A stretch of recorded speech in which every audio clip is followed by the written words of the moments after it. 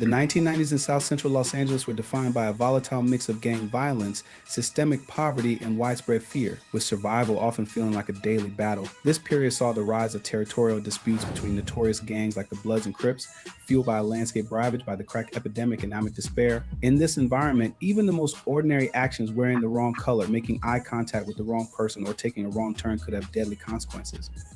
For many, navigating this world meant adopting an unspoken code of survival where street smarts, resilience, and constant vigilance are crucial tools to stay alive. From the constant threat of gang warfare to the mistrust of law enforcement, surviving South Central during this era meant learning to adapt to a reality shaped by danger, violence, and the need to protect oneself and loved ones.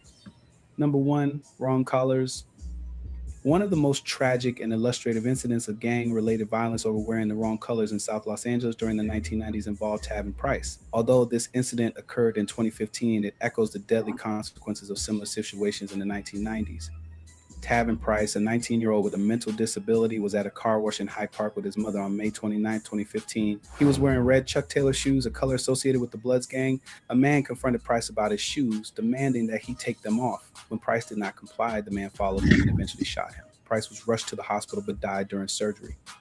This incident is reminiscent of the 1990s when gang violence in South Los Angeles was rampant and wearing the wrong colors could easily lead to fatal encounters. The Crips and Bloods, two of the most notorious gangs, were highly territorial and viewed the colors blue and red as symbols of their respective affiliations. Wearing the rival gang's color was seen as a sign of disrespect and could provoke violent retaliation.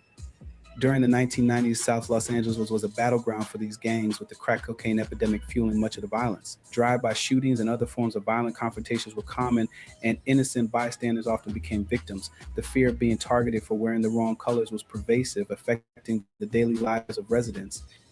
One notable incident from the 1990s involved a young man named Tyrone, who was shot and killed simply for wearing a blue jacket in a Bloods-dominated neighborhood. Tyrone was not a gang member, but his choice of clothing led to his untimely death. This incident highlighted the arbitrary and senseless nature of the violence that plagued the community. The legacy of the 1990s gang violence over colors is still felt today. Families who lost loved ones continue to bear the psychological scars of living in such a volatile environment. The story of South Los Angeles during this period serves as a stark reminder of the devastating effects of gang violence and the importance of addressing the root causes to prevent future tragedies. Number two, house parties.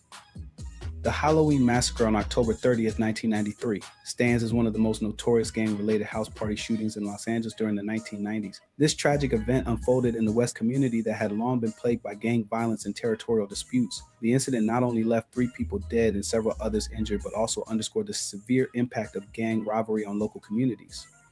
On that fateful night, a house party was in full swing, attended by numerous young people looking to enjoy the Halloween festivities. However, the atmosphere of celebration quickly turned into one of terror. Multiple gang members, driven by ongoing rivalries, arrived at the party with the intent to confront their adversaries. What began as a confrontation escalated rapidly into a deadly shooting spree. The assailants opened fire indiscriminately, targeting partygoers in a brutal display of violence. The chaos that ensued was unimaginable, with people scrambling for cover and trying to escape the hail of bullets. By the time the shooting stopped, 3 individuals lay dead and several others were wounded, some critically. The victims included both gang members and innocent bystanders who were caught in the crossfire. The immediate aftermath of the Halloween massacre was one of shock and grief. The West community, already accustomed to the presence of gang violence, was left reeling from the sheer brutality of the attack. Families mourned the loss of their loved ones, and the injured faced long recoveries, both physically and emotionally. Law enforcement agencies launched an intensive investigation to apprehend those responsible for the massacre. The incident drew significant media attention, highlighting the pervasive issue of gang violence in Los Angeles. Community leaders and activists called for increased efforts to combat gang activity and to provide safer environments for young people. It served as a grim reminder of the dangers associated with gang-affiliated areas and the potential for violence at social gatherings. The incident also highlighted the need for community intervention and support to address the root causes of gang involvement. In the wake of the massacre, various community organizations and local authorities intensified their efforts to curb gang violence. Initiatives aimed at providing education, employment opportunities, and recreational activities for at-risk youth were implemented to steer them away from gang life. Additionally, law enforcement agencies increased their presence in gang-prone areas, conducting regular patrols and engaging with community members to build trust and cooperation.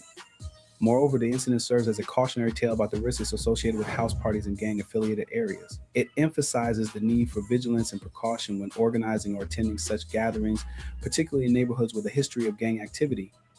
Fuck with a House Party by Dub C is a track from his 1998 album The Shadiest One. The song, produced by DJ Battlecat, paints a vivid picture of a chaotic house party in Los Angeles. Here's a brief breakdown. The song starts with WC getting a call about a house party.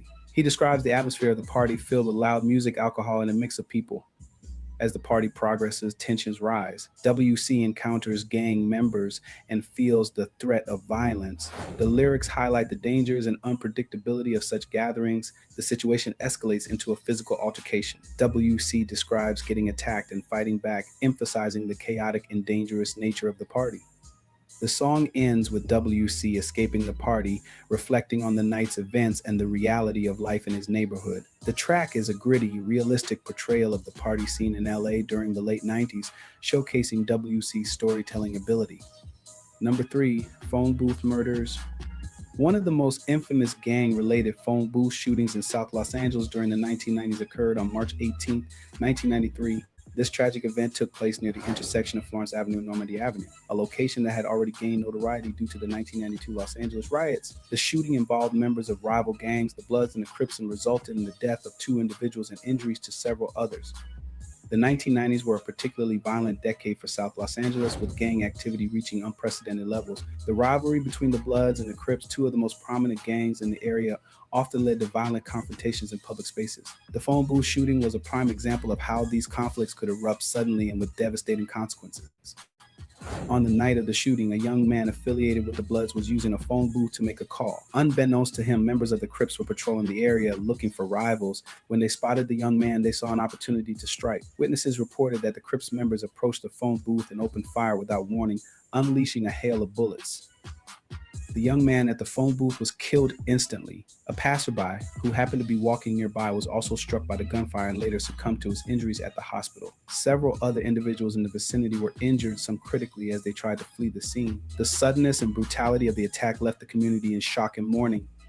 The aftermath of the shooting saw an increased police presence in the area as authorities sought to prevent further violence. Community leaders and activists called for an end to the senseless bloodshed and urged young people to seek alternatives to gang life. However, the deep-seated animosities between the Bloods and the Crips made it difficult to achieve lasting peace. The phone booth shooting remains a grim reminder of the violence that once plagued South Los Angeles. It serves as a testament to the community's resilience and the ongoing struggle to create a safer environment for future generations. Today, while significant progress has been made in reducing gang violence, the scars of the past continue to shape the city's identity. Number 4, wrong turns and dead-end streets.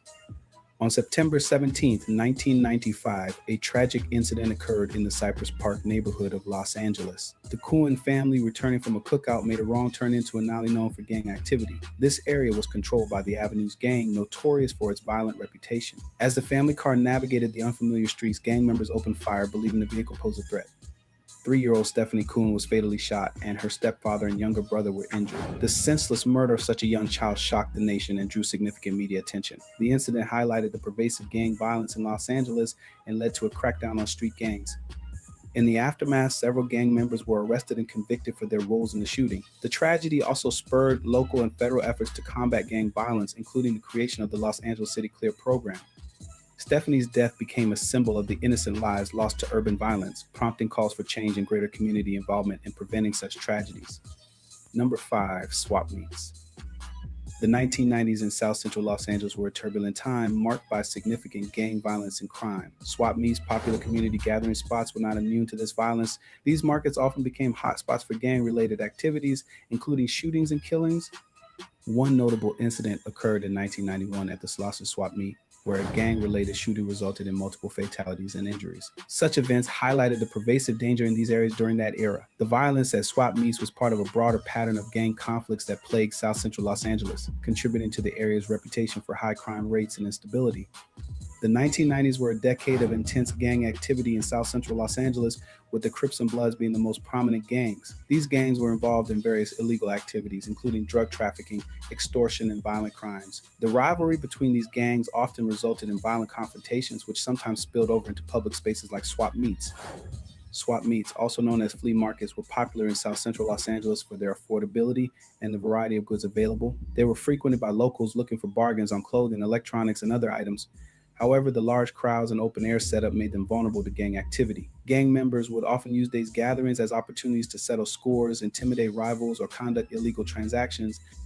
The Slauson swap meet incident in 1991 was a particularly tragic example of the violence that plagued these markets. On a busy weekend afternoon, a dispute between rival gang members escalated into a shootout. Innocent bystanders, including families and children, were caught in the crossfire. Multiple people were killed and several others were injured. The incident sent shockwaves through the community and drew national attention to the issue of gang violence in Los Angeles. Number 6, Mad Dogging. In the 1990s, gang culture in South Los Angeles was heavily centered around respect, territory, and dominance. A simple act like mad dogging, staring someone down, was often viewed as a challenge or disrespect, which could quickly escalate to violence.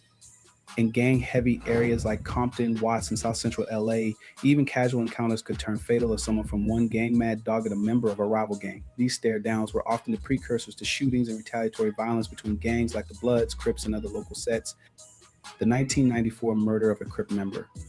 Johnson, a 19-year-old Crip member, was shot and killed in 1994 after an altercation that reportedly began with mad dogging. Johnson, while walking in a blood-controlled area of South Los Angeles, was involved in a hostile stare-down with a group of Bloods who took offense. The tension quickly escalated into a verbal altercation and then a shooting. Johnson's death led to a string of retaliatory killings between the Bloods and Crips in the following months. The 1996 case of 2 teenagers killed in a drive-by shooting. In another tragic incident in 1996, 2 teenagers were killed in a drive-by shooting in South Los Angeles after mad dogging escalated into violence. The teenagers, who were not known